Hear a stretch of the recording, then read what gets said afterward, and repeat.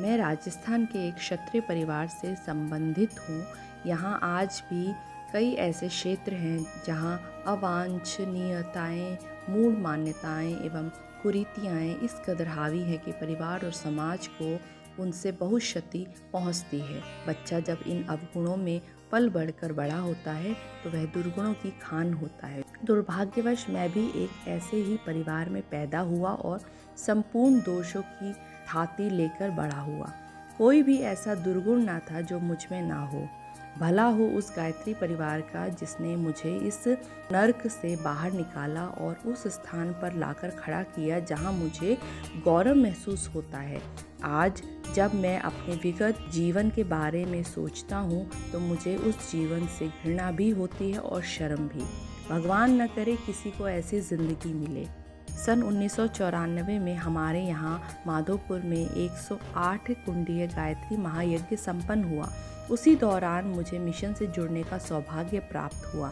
मुझे उसमें जो कार्य दिए गए मैंने पूरी ईमानदारी से उन्हें पूरा किया। छोटे बड़े का कोई भेद न किया और श्रद्धापूर्वक यज्ञ भगवान का कार्य समझकर उन्हें पूर्ण किया। इस क्रम में गुरुदेव की कृपा से मुझ में इतनी संकल्प शक्ति पैदा हो गई कि मैंने एक झटके में सारे दुर्व्यसनों को छोड़ दिया। फिर कभी कोई बुरी लत न अपनाने का संकल्प किया। इसके बाद मैं आसपास के क्षेत्रों में जहाँ कहीं मिशन का कोई कार्यक्रम होता मैं समयदान के लिए वहाँ पहुँच जाता। इस प्रकार मेरे जीवन का एक नवीन संस्करण तैयार हो गया जो अपने मूल संस्करण से हर मामले में उत्कृष्ट था। धीरे धीरे समय बीतता गया और सन 2000 आ गया। गर्मी का मौसम था। मैं जलापूर्ति विभाग में वाहन चालक के पद पर जयपुर में नियुक्त था। मुझे जयपुर से लालसोट दौसा ट्रैक्टर पर बोरिंग मशीन लाद कर ले जाने का आदेश हुआ। उन दिनों राजस्थान में पानी की बड़ी किल्लत होती थी। सो हम 3 लोग प्रातः 9 बजे थर्मस में पानी लेकर दौसा के लिए रवाना हुए। चिलचिलाती धूप और तन का झुलसा देने वाली गर्मी में एक थर्मस पानी आखिर कब तक काम आता। आधे रास्ते में ही ख़त्म हो गया। आगे रास्ते भर न कोई घर, न दुकान, न गांव जहां न चाय पानी का इंतज़ाम करता। प्यास से हम तीनों का बुरा हाल था। पानी न मिलने के कारण गला बुरी तरह सूख रहा था। आगे जंगली रास्ता था। हम लोग जंगल में प्रवेश किए तब तक शाम हो चुकी थी। 6 बजे थे कि अचानक ट्रैक्टर का एक पहिया पंचर हो गया। मैंने 3 पहियों से ट्रैक्टर का चलने का जी तोड़ प्रयास किया पर सफल ना हो सका। अब क्या किया जाए कुछ समझ में नहीं आ रहा था क्योंकि हम लोग घने जंगल में थे। वहाँ आसपास कोई गांव न था।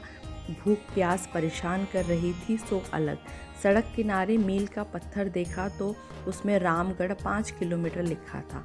मैंने अपने साथियों से कहा कि अब दूसरा कोई चारा नहीं है कि सिवाय रामगढ़ जाकर पंचर बनवाया जाए। मैंने पहिया खोलकर उन दोनों को दे दिया और कहा कि आप लोग रामगढ़ जाकर पंचर बनवा लाएं।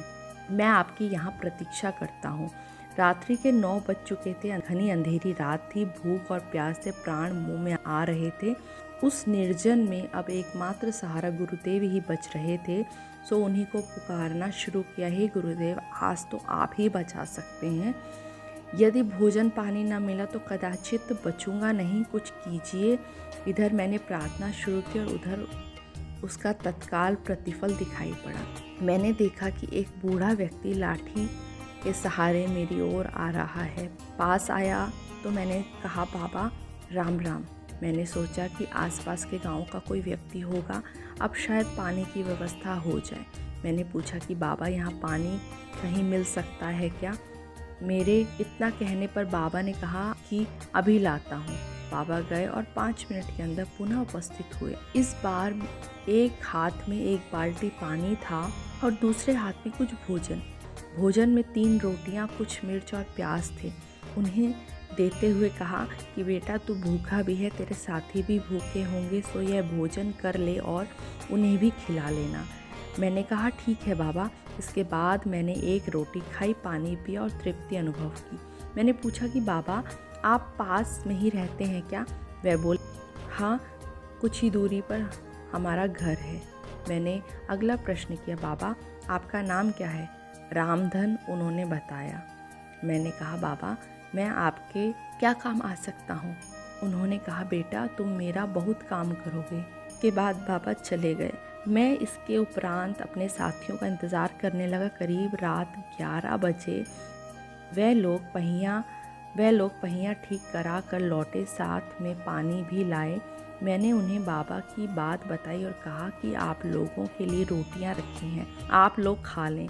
खाने के पश्चात ट्रैक्टर में पहिया फिट किया और हम सब चल पड़े। करीब 5 दिन बाद लाल सोट से बोरिंग कार्य पूरा करने के उपरांत उसी रास्ते से हम वापस लौट रहे थे। दिन का समय था, तभी हमें बाबा की याद आई। सोचा उनने हमारी जान बचाई, उनसे मिलता चलूं। चरवाहों से रामधन नाम के व्यक्ति के बारे में पूछा। उन लोगों ने बताया कि यहाँ 8 किलोमीटर की परिधि में ना कोई गांव है ना घर। कुएं का सवाल ही पैदा नहीं होता और रामधन नाम के किसी व्यक्ति को वह नहीं जानते। तब मुझे होश आया कि रामधन और कोई नहीं, स्वयं गुरुदेव थे, जो मेरी बेचैनी और पिपासा देखकर स्वयं बचाने चले आए।